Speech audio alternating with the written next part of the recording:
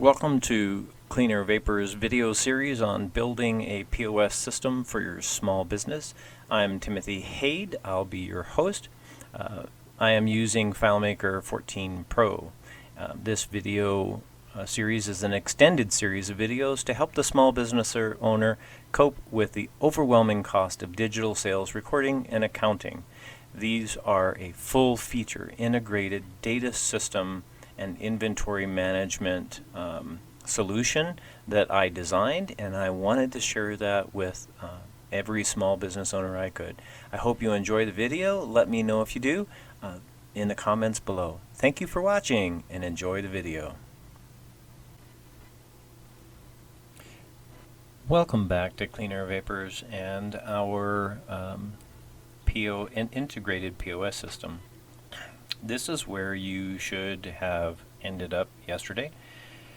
Hopefully it is. If not, you can just navigate your way to here. But if you just logged into this program, this is where it should have ended up. Don't worry too much about where you are because we're going someplace else. As you can see on this particular screen, we have information here, but we can't see what it is, so we would have to select the sort records, and it would give us the new records basically.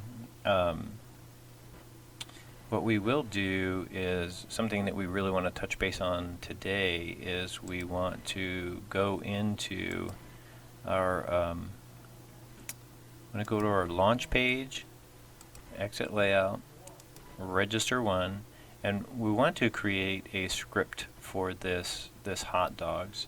Now we know that if you go back to where we were just at just a minute ago, which would be the inventory list, if you go to the inventory list and you click exit layout, you'll see that you have a product and it is hot dogs, and that the product number is 1000, and that's what we really want, is that product ID number. So if you write that down, we can then go to the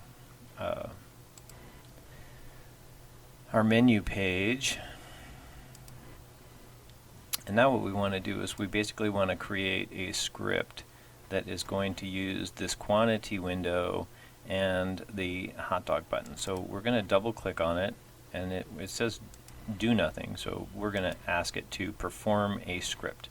And I was going to say, well, which script do you want to perform? Well, we don't really have a script for it to perform yet, so we're going to have to go to this little plus sign and select plus, and now it will ask us, well, what do we want? So what we will do at this point is I like to add for the simplicity of this particular POS system, we're just going to write 1000 because that's the product ID number, and then we will put hot dog at the end of it, and that way we kind of know what it is. It just makes it easier to find in the future should you need to use that script for something else. And so here we now have the script for your store, the 1000 hot dog. So the first thing that we're going to do, and I always do that, is to type in freeze window, double click, and we're good to go. Click off of that. The very next thing that we need to do is we need to add an if statement. So you can either select it from here. It's basically under the control mechanism. So if you go to control and open that window like so, then the if statement will show up, and you can just double click it and it will show up. If you click off of it, it then goes down, and that's when you can actually add your information into it. So the first thing that we want to do is we want to say if, and we're just going to get rid of that space by deleting the space, which is something that you need to do.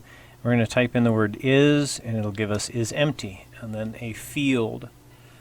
So if this field is not empty, and that's going to be the quantity window field, and we'll just say OK. Then we want to set a variable. Now you can just type in set and it'll come up. Here I've got it, and I'm just going to move it up to there. And now if we click on this, it'll say, well, what variable do you want to set? So what we want to do is we want to set a quantity. And what will happen is, as soon as we click off of it, it will have a $sign in front of it. That basically creates a local variable, which will work anytime inside of this script, but will not work outside of the script.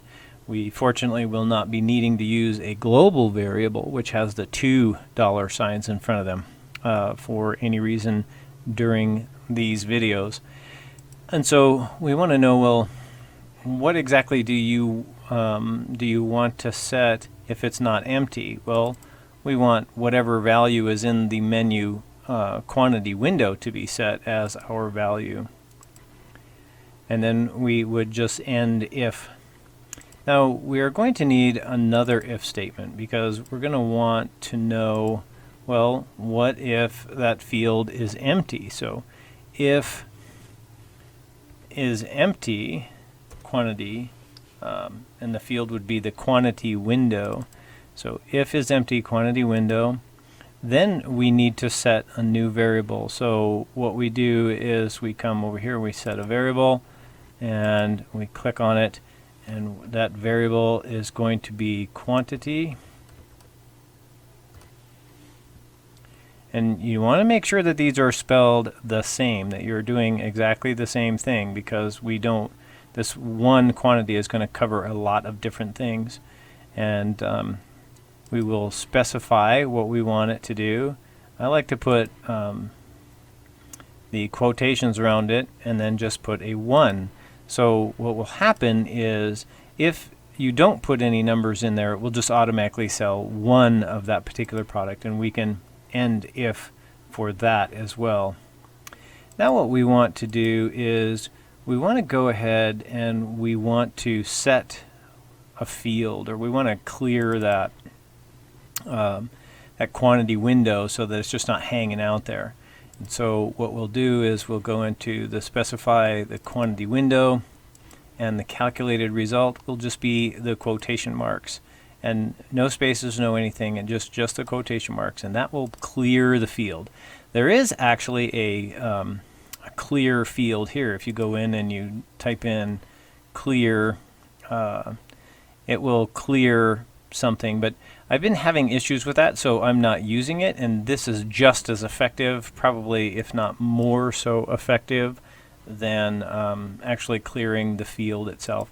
So we'll just go ahead and we'll set that field at the quotation marks, which will zero it out. Now we want to go to a layout, and the layout that we want to go to is going to be in the inventory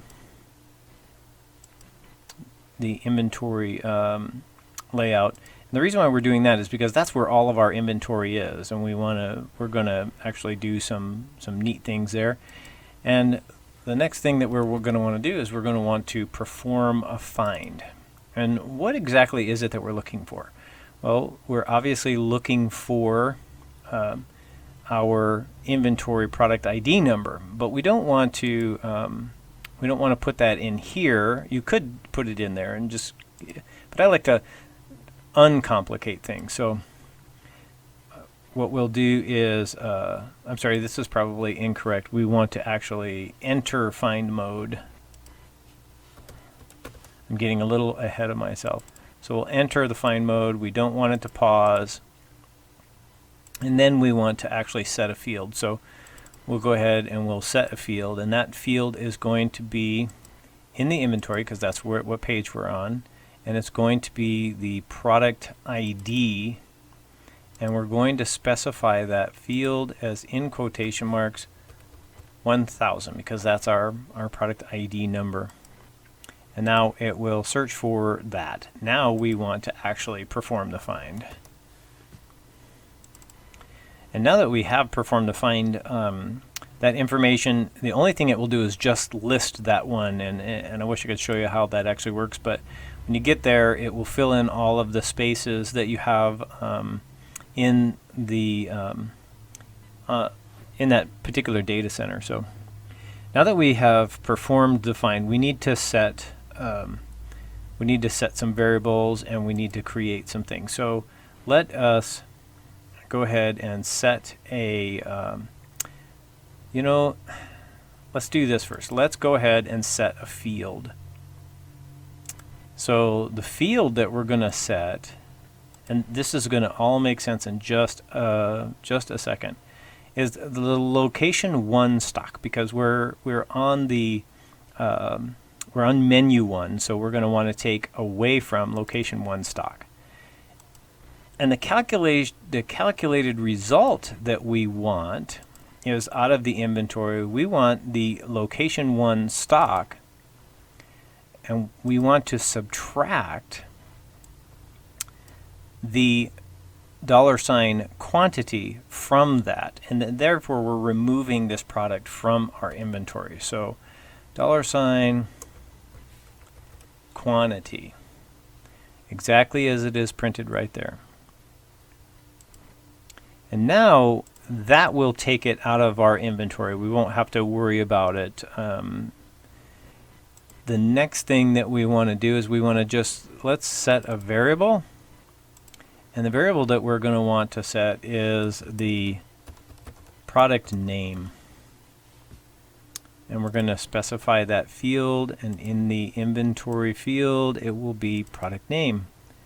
This all works together so very nicely. I just absolutely love the way that this works. Now we need to set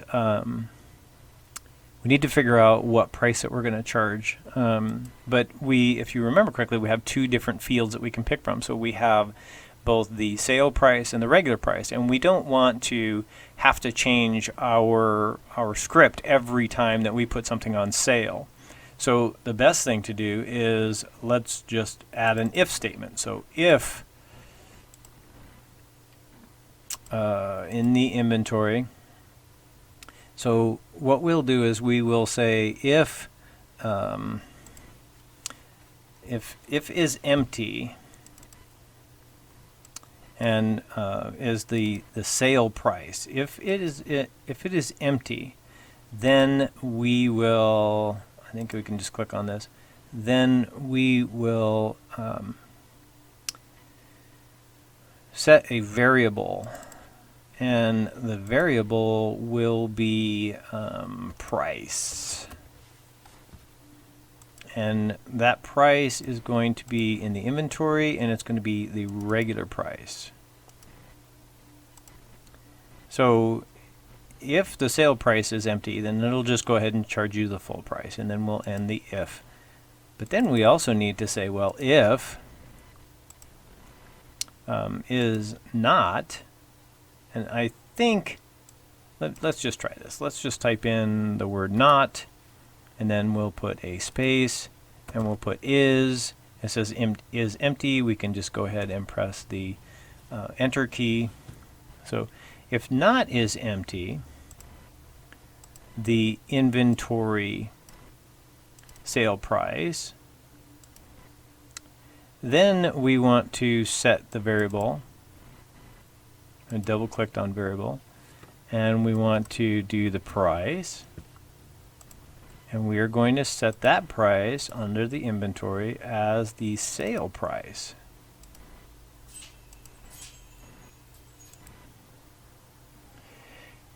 So let's see, so what it does is it will set the price as the sale price, and then we will go ahead and end that if. I believe that's probably all that we really need from that particular containment, or from that particular layout. So let's click on the bottom here. Let's just click go, and then go to layout. And then the layout that we're going to go to is the Invoice 1 register layout. And now what we need to do is we need to tell it what we want to do. So the very first thing we're going to do is we're going to say go to the portal row, because if you remember correctly, we had a portal box there, and so we need to find where do we want to go on the portal row. And so what I want to do is I want to go to the last record on that portal row.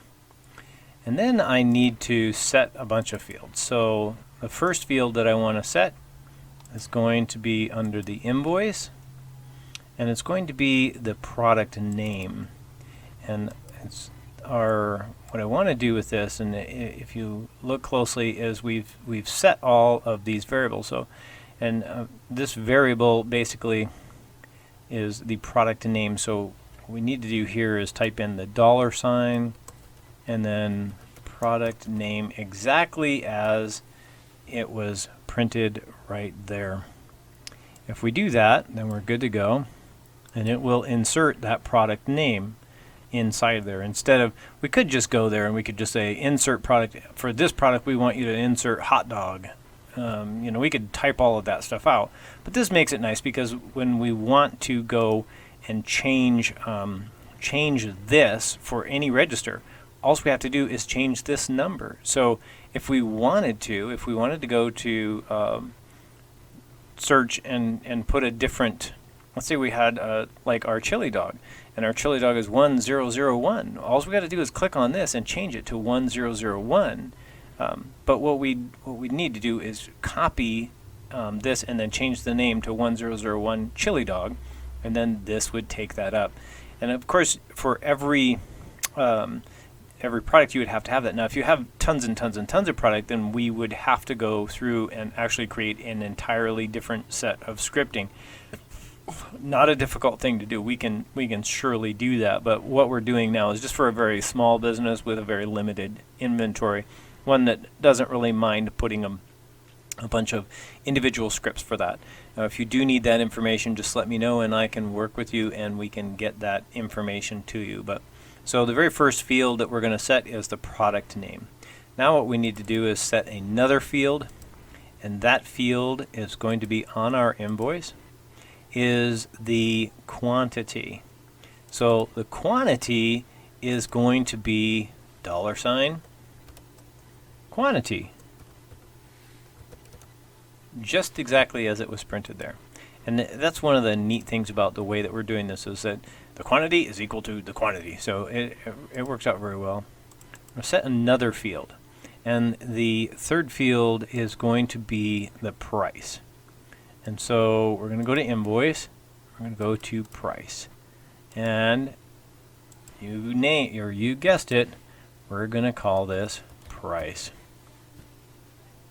because it is the variable that we set up here. Where is it? The product name is empty, set price. So it would be, this price would either be the sale price if you had one, or the regular price, depending on what that is. That we need to commit those records. We need to make sure that our records are committed. So I'm going to click off, and I'm going to write commit. And you'll have several things going on, but commit records request is what we're looking for. And if you do this, you can perform it without the dialog, and that's kind of what you want. You don't want it to stop the script and say, hey, you understand you're doing this, or whatever it does. I'm not really sure, because I've always done it without dialog. And now that we're done with that, we need to go back to our original layout. So we need to kind of end this whole thing. So let's go to, and if we type go, we'll get go to layout, and it'll say original layout. It's already there, so you basically don't have to do absolutely anything. Except for now you want to press the Control S, which will save this file, because this is the file that we're doing. And we'll press OK, and we'll press OK, and we'll exit out of this. And so if you go to, you exit this, and you go to your invoice, and there's nothing on your invoice, obviously, it's empty. We have our wonderful little menu buttons and stuff. So we go back to our original menu, and now this button kind of lights up. As you can see, it lights up saying, hey, wait, there's something going on. So what we're going to do is we're going to test it, and we're going to put 2 in there, and then we'll press this hot dog button. And see how it immediately erased it? Now it's like Well, it didn't do anything. It didn't do anything. Well, let's go to our invoice and find out. Look, there it is. There are 2 hot dogs at $3 a piece, which is a $6 extended price. And so now here it's telling you your subtotal is $6. Your tax at 5% is $6.30. So, what if we let's edit this layout. Let's go to our inventory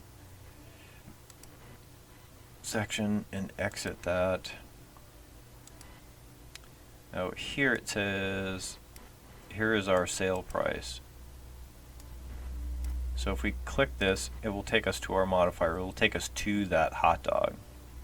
And we don't really want a sale price. So let's say the sale price is done. So we're going to delete it, and it's gone. And now we can edit the layout.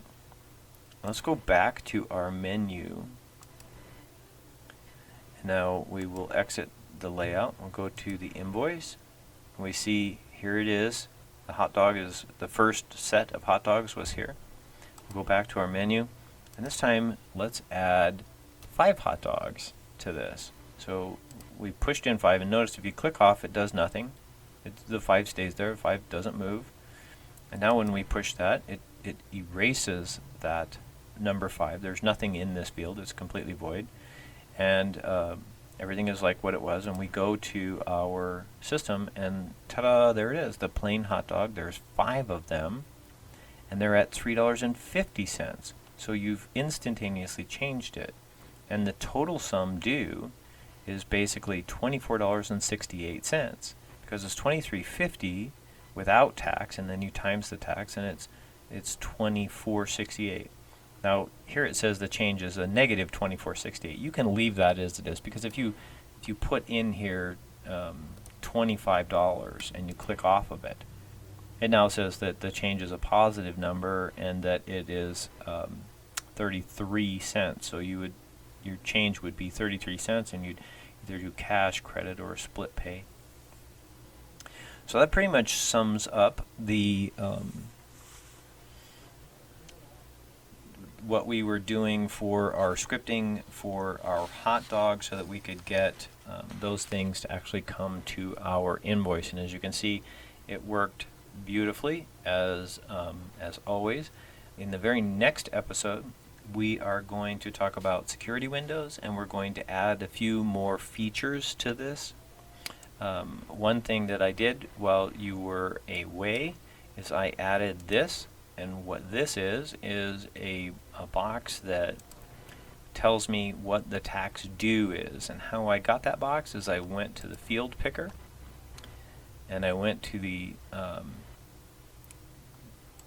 table is the invoice table. If you go to the tax due, it is a calculation, as you can see. I just grabbed it with no label, just grabbed the tax due and brought it out here and set it on this field. The reason why I set it on this field and why I'm bringing it up now is because you need to have this tax due box somewhere in the system, so that when you are creating a report, that you're generating a report, which you will do via any of these buttons, it will keep tabs of every single penny of tax that you collected. And so at the end of the month or the end of the quarter, when it is time to pay your state taxes or your local taxes, you have this tax amount that will be generating in a report, and you'll know exactly how much you owe. And you can obviously use the subtotals and the grand totals and all that neat stuff. So you can use all of this information through a script whenever you push any of these buttons, and it will generate that report for you, and that report can be exactly what you want. We will go through that report, and we will do the scripting for the cash, credit, and split pay buttons, and we will change these. As a matter of fact, see how much time do I got left. I got some time left. Let's do this. Let's grab these buttons, and You know me, I'm one of those people. I just like things to be different. So I'm gonna make these bigger, and I'm going to get rid of the word menu in them, and that's what I'm doing is just double clicking them and getting rid of the word menu. And get rid of the word menu in all of them. And now what I'm going to do is I'm going to select an oval. I'm going to create it, kind of like a circle thing. And I will use my picker. Come on, move. What's it doing? Alright, here we go. And I'm going to put it dead in the center of that window. And now I'm going to control drag it, put it dead in the center of this window, put it dead in the center of this window, just because I like this style button. It's kind of cool when you get it done. It's like, wow, what did you do? That one doesn't like to hit the center, does it? Wait. Here, I think that might do it. Although I don't think that's actually the center. We'll click on this one and go back, because I think it...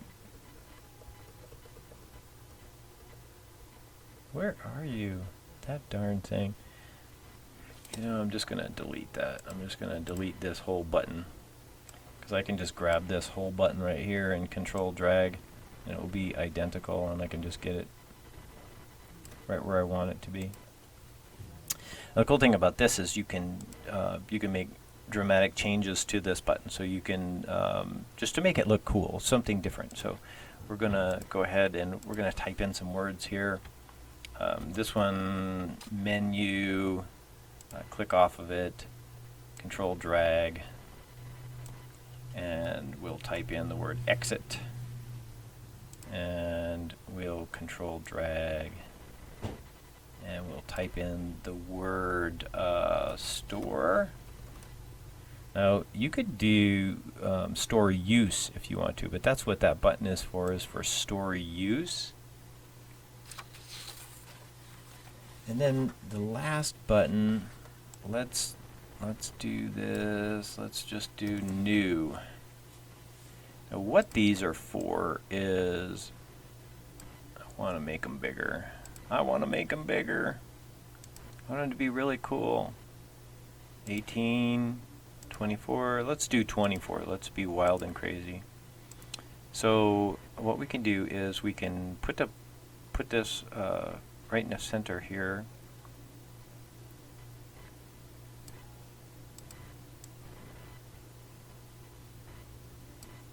Did I get that one dead in the center?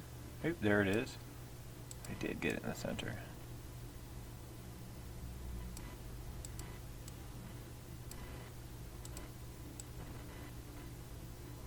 New.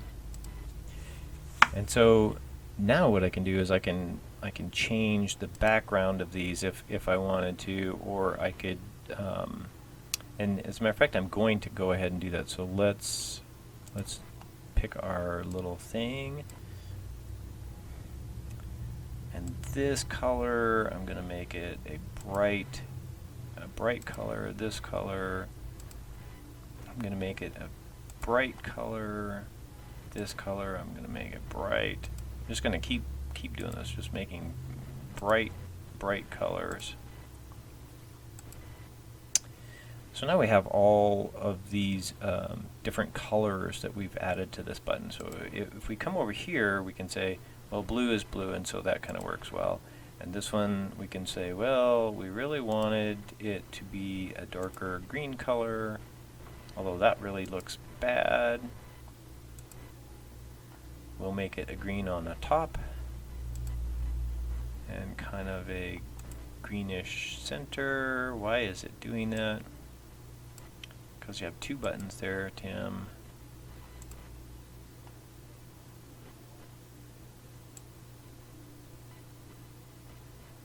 Play with it just a little bit.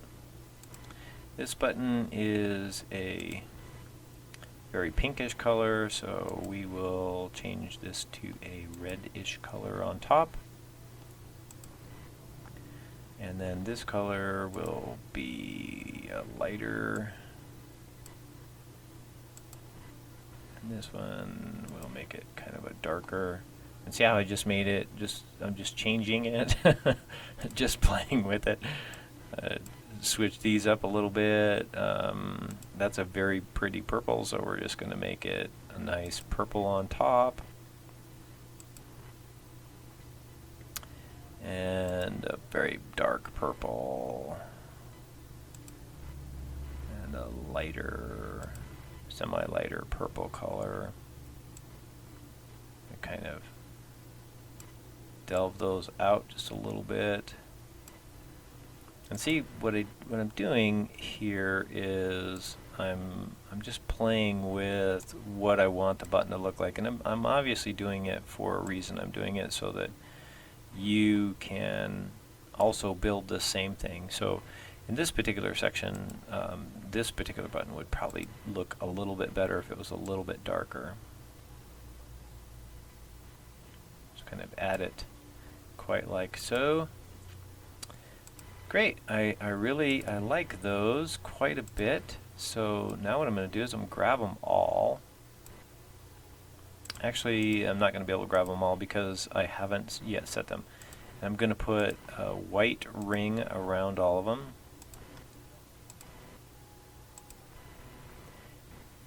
As you know me, I am all about drama and dramatics. I really want it to look really super good. So now what I can do is I can grab these and I can arrange them and I can group them together, and now it's a button. It will do whatever you want it to, and you can change the center if you wanted to, but I just wanted to show you how cool it was that you could do so many different things and really come up with something that was very wild and very neat, that would actually work for exactly what you wanted it to.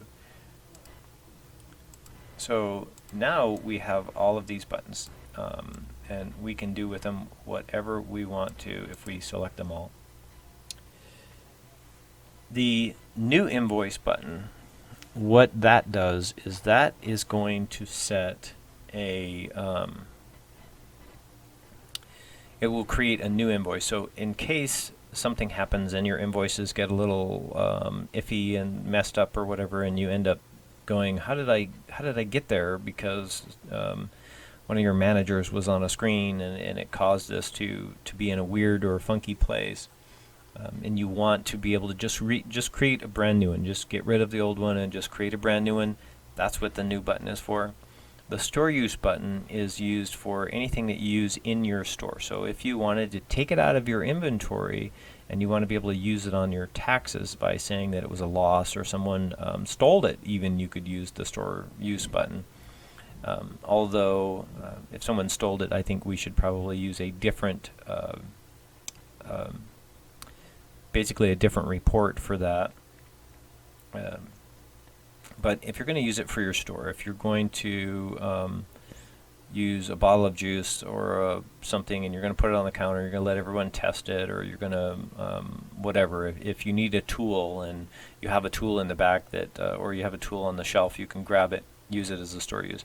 The exit button would basically, what that's going to do is it's going to allow you to exit the this particular program, and the menu button obviously will take you back to the menu. So if you notice, if I double click this, it says go to menu layout, and that's good. So here, this is different. We don't want it to do that. We don't want it to go to a layout. What we really want it to do is we're going to highlight it and then delete it. We're going to want to just type in the word exit. And if you look at it, it will say exit script, exit application. That's what you want. Exit application. We'll call that good. And the store use and the new button, you don't want them to do absolutely anything right now. You just want them to be void of doing anything. And that is going to end our today's session. So this is what we have. I hope that it is appealing to you. I hope that you are learning stuff from this and that it's working out for you well. These buttons, if you wanted to, the cool thing is you can actually put these buttons down here. The cool thing about putting things down here is this tends to tends to stay exactly like you put it, and this is the part that actually changes a lot when you're actually putting your system into use. But I like it right there, and so I'm going to use it right there. And if I need to change it, I'll change it when I load the application. So from here, exit the layout, and I'm going to go ahead and exit it. You can see as you touch the button. Of course, when you are on a touchpad, it's not necessarily going to just make a change like that, but you can just exit the application, and you are done. Thanks for watching. Have a good day, and I will see you on the next video. This concludes the current video in this series. I hope you'll watch all of the video in the series. I am your host, Tim Hade, and this is the end of this video. I want to thank you for watching. Be sure that you keep in touch with us.